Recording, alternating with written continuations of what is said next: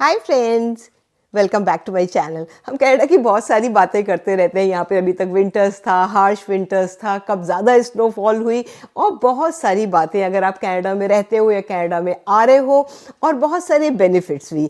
जैसे कि हमने पहले भी बातें की हैं कि यहाँ का अगर आपके पास पीआर है तो आपको क्या बेनिफिट्स हैं, सिटीजनशिप अगर आप यहाँ की लेते हो तो उसके क्या बेनिफिट्स हैं।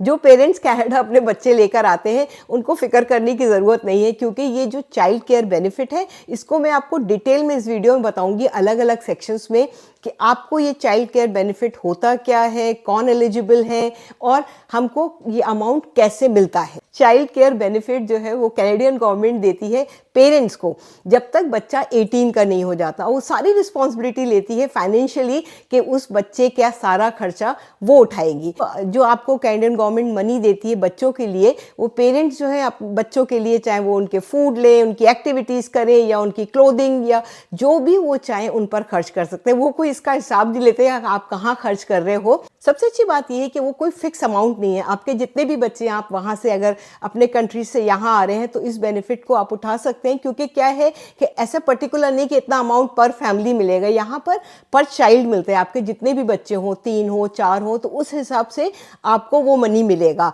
Child benefit. ये जो चाइल्ड केयर बेनिफिट है वो डिवाइडेड होता है। एक अमाउंट तो जो है जो फेडरल गवर्नमेंट देती है वो सारे प्रोविंस में सेम होता है, लेकिन कुछ एक्स्ट्रा मनी जो है वो अलग अलग प्रोविंस में अलग अलग होता है। जैसे मैं ओंटारियो में हम रहते हैं तो हम ज़्यादातर बातें करेंगे ओंटारियो में चाइल्ड बेनिफिट की। तो आप इसको सर्च कर सकते हो कि हर प्रोविंस कितना चाइल्ड बेनिफिट एक्स्ट्रा देता है ओंटारियो के हिसाब से, लेकिन फेडरल सब जगह पूरे कनाडा में सेम है। और ये दूसरी बात ये है कि ये तो है फेडरल चाइल्ड बेनिफिट हो गया हमारा, साथ में प्रोविंशियल प्लस हो गया। जो हम बच्चों की बेनिफिट की बात कर रहे हैं कि फेडरल गवर्नमेंट का जो है वो तो सेम है और प्रोविंशियल में अलग अलग ऐड हो जाता है। और तीसरा जो है डिसेबिलिटी चाइल्ड बेनिफिट भी है जो कि एक्स्ट्रा मिलता है उन बच्चों को। ये कैनेडियन गवर्नमेंट की बहुत अच्छी हेल्प है पेरेंट्स के लिए बच्चों को जब यहाँ वो बड़ा कर रहे हैं। तो अब साथ साथ ये है कि जब आप नए आ रहे हो तो आपको शुरू में जॉब नहीं है तो एटलीस्ट जो है आपको चाइल्ड बेनिफिट मिलना शुरू हो जाता है। दूसरी बात ये है कि ये चाइल्ड बेनिफिट मैक्सिमम और कम भी होता है। अगर आपको यहाँ अच्छी जॉब मिल जाती है और आपकी जो फैमिली इनकम है वो ज़्यादा है तो मिलेगा आपको, लेकिन कुछ अमाउंट कम होगा। जिन लोगों की जो फैमिली इनकम होती है वो थोड़ी कम होती है तो उनको वो मैक्सिमम चाइल्ड बेनिफिट मिलता है। इसीलिए जो है कि जो बेनिफिट कम और ज़्यादा होते हैं कि आपको हर साल जो टैक्स भरना पड़ता है वो कनाडा रेवेन्यू एजेंसी वो आपको उससे ये बेनिफिट आता है और वो देखती है कि आपका कितना हाउस होल्ड इनकम था, तो वो ऑटोमेटिकली उसी हिसाब से हर साल जो है वो बेनिफिट जो है आपके अकाउंट में आने लगता है और डिपेंड करता है कि आपकी कितनी इनकम है। इसलिए कनाडा में बहुत ज़रूरी है टैक्स फाइल करना हर साल, क्योंकि वो बेनिफिट उससे ही डिसाइड होता है जब आप अपनी हाउस होल्ड इनकम लिखने लगते हैं। बहुत इंपॉर्टेंट बात पेरेंट्स के लिए कि चाइल्ड केयर बेनिफिट जो है वो कितना आता है पर चाइल्ड। तो आपको हम बता दें कि जब तक बच्चा जो है वो 6 इयर्स का नहीं होता तो आपका अमाउंट जो है वो मैक्सिमम जो है वो आई थिंक 600 है। वो कम ज़्यादा होता रहता है। मैं इसके अंदर एक लिंक दूंगी जो आप कैलकुलेट कर सकते हो कि आप किस प्रोविंस में हो और आपको कितना है। लेकिन ये है कि बहुत कम नहीं है, बहुत थोड़ा बहुत डिफरेंस है। तो कम से कम जो है $600 जो है पर मंथ पर चाइल्ड आता है। और जो बच्चे 6 इयर्स से ऊपर और 18 तक के होते हैं उनका एक अलग अमाउंट है, लेकिन बहुत कम नहीं है, थोड़ा बहुत डिफरेंस है। वो आई थिंक 580 कुछ ऐसे मिलता है, लेकिन हर प्रोविंस के हिसाब से थोड़ा डिफरेंट है। लेकिन फेडरल जो है वो मैक्सिमम तो इतना मिलता ही है। तो आप उसको मैं एक लिंक दूंगी, इसमें आप चेक कर सकते हो कि प्रोविंस के हिसाब से कि आप कैलकुलेट कर सकते हो कि आपको बच्चों को आप जिस प्रोविंस में आ रहे हो वो कितना मिलेगा। लेकिन ये है कि ये हमेशा चलता रहता है और ये डिपेंड करेगा कि आपकी फैमिली इनकम लेटर क्या होती है।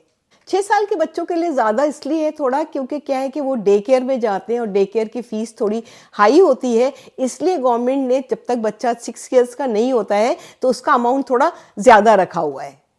और एक बहुत अच्छी बात, क्योंकि कनाडा में आपको हर चीज़ का टैक्स देना पड़ता है, लेकिन ये जो इनकम आपकी आ रही है जो 600 या 550 या 580, इसके लिए आपको कोई टैक्स नहीं लगता। तो ये टैक्स फ्री इनकम है आपके लिए। आपको एक बात और बता दूं कि कोविड के टाइम पेरेंट्स को एक्स्ट्रा मनी मिला था चाइल्ड केयर बेनिफिट में। ये जो चाइल्ड केयर बेनिफिट है वो एग्जैक्टली आप कहाँ कहाँ यूज़ कर सकते हो।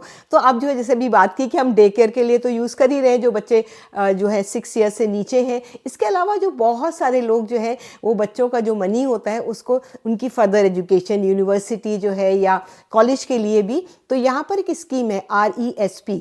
तो उसके अंदर क्या एजुकेशन के अंदर उनका जो मनी है वो उसमें भी रखते रहते हैं ताकि उनको आगे ना देना पड़े और बच्चों के लिए वो चाइल्ड बेनिफिट वहाँ यूज़ हो। और एक बात, अगर आप किसी कॉन्डो में रह रहे हैं, उसको अपग्रेड करना चाहते हैं, तो उसके लिए भी आप वो मनी यूज़ कर सकते हो। आप जो चाइल्ड केयर बेनिफिट जो है वो कार के लिए भी यूज़ कर सकते हो कि अगर आप कार बाय कर रहे हो और बच्चे के लिए जो कार सीट और ये सब चीज़ों के लिए भी आप इस बेनिफिट को यूज़ कर सकते हो, क्योंकि ये बच्चों के लिए हम यूज़ कर रहे हैं ये सारा बेनिफिट। अभी तक मैंने बात की कि आप आ रहे हो किसी और कंट्री से और आपके बच्चे हैं तो आपको चाइल्ड केयर बेनिफिट मिलेगा।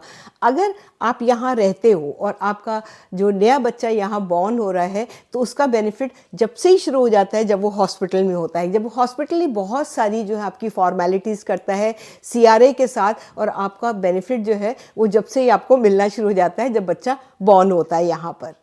एक और बहुत ज़रूरी बात कि जो मनी है वो किसके अकाउंट में आता है, पेरेंट्स में, फादर के आते हैं, मदर आता है। ये बहुत सिंपल है। अगर एक साथ फैमिली रह रही है तो ज़्यादातर मदर के अकाउंट में ये मनी जाता है, और अगर पेरेंट्स अलग अलग रह रहे हैं तो जिसके साथ वो बच्चा रह रहा होगा उसके पास वो मनी जाएगा चाइल्ड केयर बेनिफिट का। कि जब आप न्यू इमिग्रेंट आ रहे हो तो आपको कैसे आप अप्लाई कर सकते हो, तो आप CRA के साइट पर जाओ, वहाँ पर फॉर्म है, उसका मैं लिंक भी दूंगी कि आप वहाँ पर चाइल्ड केयर बेनिफिट अप्लाई कर सकते हो। और यहाँ पर बहुत सारी गवर्नमेंट ने जो अपनी एजेंसीज खोली हैं, आप उनके पास जाकर भी हेल्प ले सकते हो, वो आपकी हेल्प कर देते हैं। अगर आप यहाँ पर आ रहे हो इमिग्रेंट तो आप कैसे अप्लाई करोगे, तो क्या होता है कि जो आपकी अपनी कंट्री के अंदर जो आपकी एनुअल इनकम थी वो कैनेडियन डॉलर्स में 30,000 से कम थी तो आपको पूरा बेनिफिट मिलेगा, और ज़्यादा थी तो आपको बेनिफिट मिलेगा लेकिन थोड़ा कम होगा। तो ये सारी चीज़ें होती है। अगर आप यहाँ रह भी रहे हो तभी वो फैमिली इनकम पे ही डिपेंड करता है कि आपको कितना बेनिफिट मिलेगा, लेकिन एटलीस्ट आपको बच्चों के लिए यहाँ पर बेनिफिट मिलता है, तो इसलिए बहुत फिक्र नहीं करनी होती है पेरेंट्स को बच्चों की यहाँ पर बड़ा करने के लिए। एटलीस्ट फाइनेंशियली आपको हेल्प करिए गवर्नमेंट से। आपको मालूम है कि यहाँ पे कनाडा में जो स्कूल्स है वहाँ पर कोई फीस नहीं होती, वो सब फ्री एजुकेशन है। तो दूसरी चीज़ वो तो हेल्प है ही, तो साथ साथ आपको उसके अलावा भी आपको एज ए पेरेंट मनी इन बच्चों का मिलेगा।